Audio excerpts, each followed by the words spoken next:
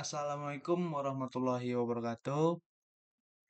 Perkenalkan, nama saya Dandi Pratama dengan MPN 2235107772. Baik, di sini saya akan membuat video atau presentasi mata kuliah kecakapan antar personal.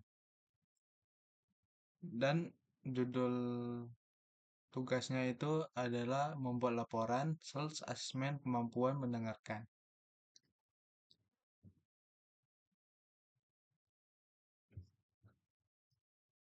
Lalu ada pertama pendahuluan.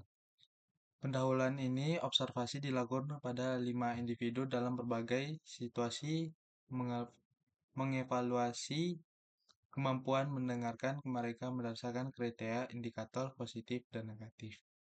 Lalu di sini ada tujuan melakukan penilaian diri atas kemampuan mendengarkan aktif dengan mengevaluasi interaksi melalui indikator positif dan negatif. Setiap individu dan melaporkan refleksi mereka berdasarkan 5 kriteria berikut. Pertama, yaitu kontak mata konsisten. Yang kedua, memberikan respon nonverbal. Yang ketiga, tidak memotong pembicaraan.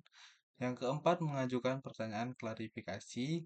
Dan kelima, mampu merangkum pembicaraan. Lalu di sini saya membuat tiga tabel hasil observasi kemampuan atau pendengaran. Lalu di sini di tabel berikut ada konteks, lawan bicara, durasi, indikator positif, indikator negatif, dan skor akhirnya. Lalu di sini saya membuat pertama diskusi keluarga. Lawan bicaranya itu ibu yang sering saya bicara. Dan durasinya itu 15 menit atau berapa menit.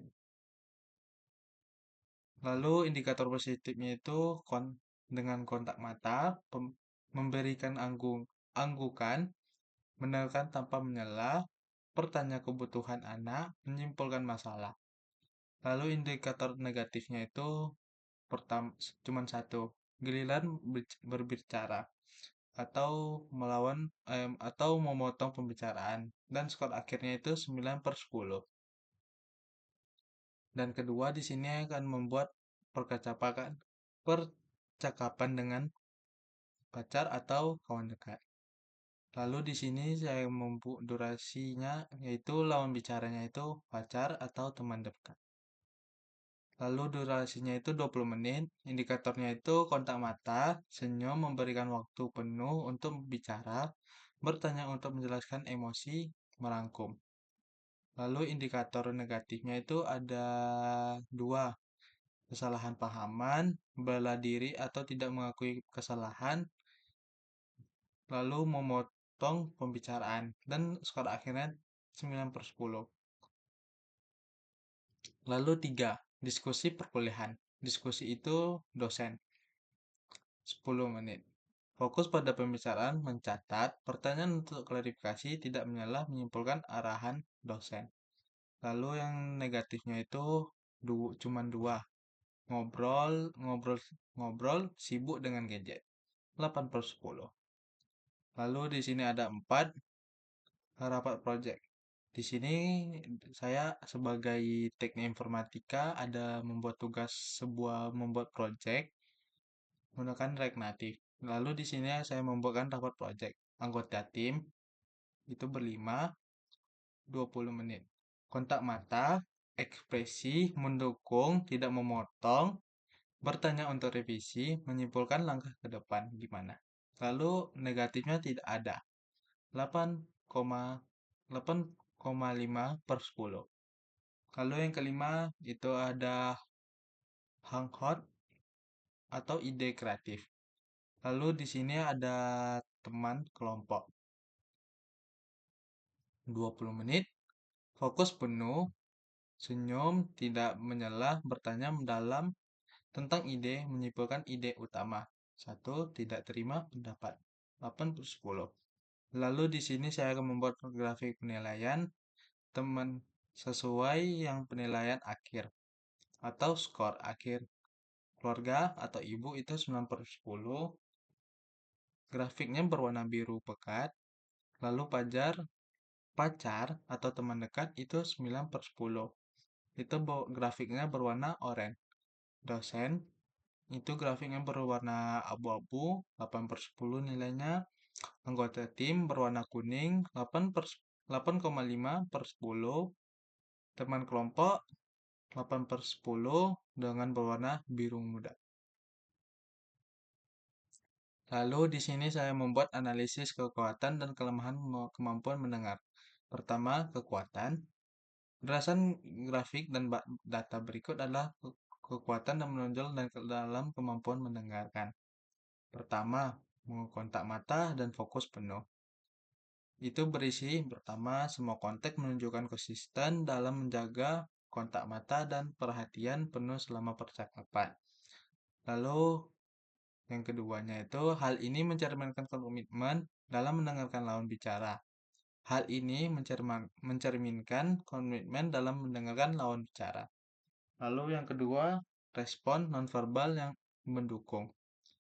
Itu berisi ada dua, penggunaan angkungan, senyum, dan ekspresi mendukung meningkatkan kepercayaan lawan bicara. Lalu selanjutnya kekuatan ini terlihat dalam konteks keluarga, percakapan dengan pacar, dan diskusi kelompok. Lalu tiga, ada kemampuan bertanya klarifikasi. Dalam sebagai besar situasi, peserta mengajukan pertanyaan untuk menjelaskan pahaman. Hal ini menunjukkan kemampuan mendengarkan yang aktif dan efektif. Lalu yang keempat, merangkum pembicaraan. Semua konteks menunjukkan kemampuan untuk merangkum inti pembicaraan, terutama dalam diskusi formal seperti bimbingan dosen dan rapat proyek. Lalu selanjutnya ini membantu dan memastikan bahwa hasil percakapan dipahami dengan benar. Lalu ada kelemahan. Meskipun kemampuan mendengar secara umum baik, ada beberapa kelemahan yang perlu diperhatikan. Yang pertama, satu, sering memotong pembicaraan. Pada konteks percakapan dengan pacar dan keluarga, ditemukan kebiasaan memotong pembicaraan meskipun minimal. Lalu selanjutnya, hal ini mengurangi kualitas hubungan emosional dengan lawan pembicara. Lalu selanjutnya nomor 2, distraksi, sibuk dengan gadget. Itu di negatif di bagian dosen. Ada dua, dalam diskusi perkuliahan, gangguan dari gadget menjadi salah satu indikator negatif yang teridentifikasi. Lalu, hal ini dapat mengurangi kemampuan untuk sepenuhnya memahami arahan dari dosen. Atau kita merugikan diri sendiri tidak memahami apa yang disampaikan dosen. Yang ketiga, tidak terima pendapat. Pada situasi hangout ide kreatif, ditemukan sedikit resistansi terhadap pendapat teman. Lalu, sikap ini berpotensi menimbulkan konflik kecil dalam tim atau keributan pendapat. Yang keempat, kesalahan pemahaman dalam bela diri. Dalam percakapan dengan pacar, kesalahan pahaman dan membela diri menjadi faktor negatif dan mengurangi skor. Hal ini menghambat komunikasi yang sehat dan terbuka. Lalu nomor 6, rencana pengembangan keterampilan mendengar. 1. Tujuan pengembangan, meningkatkan kemampuan mendengarkan aktif. Lalu berisi 2. Pertama, minimalkan indikator negatif seperti memotong kesalahan pahaman. Lalu kedua, memperkuat indikator positif seperti empati, fokus penuh, dan kemampuan merangkum. Lalu yang ketujuh, refleksi personal. Refleksi ini pribadi adalah proses introspeksi untuk memahaman diri sendiri, pengalaman, dan pengembangan pribadi. Melalui refleksi ini dapat menglarifikasi keputusan yang telah diambil, mengidentifikasi kekuatan dan kelemahan, serta menetapkan tujuan dan masa depan. Lalu di sini saya akan membuat kesimpulan. Saya menemukan bahwa cenderung dapat memberikan perhatian penuh kepada pembicara. Tetapi terkadang saya masih terjebak dalam pikiran saya sendiri saat mencoba memahami atau merespon. Baik, itu saja hasil presentasi saya. Apabila ada kekurangan, mohon dimaafkan. Saya akhiri, wabillahi taufiq wal hidayah. Assalamualaikum warahmatullahi wabarakatuh.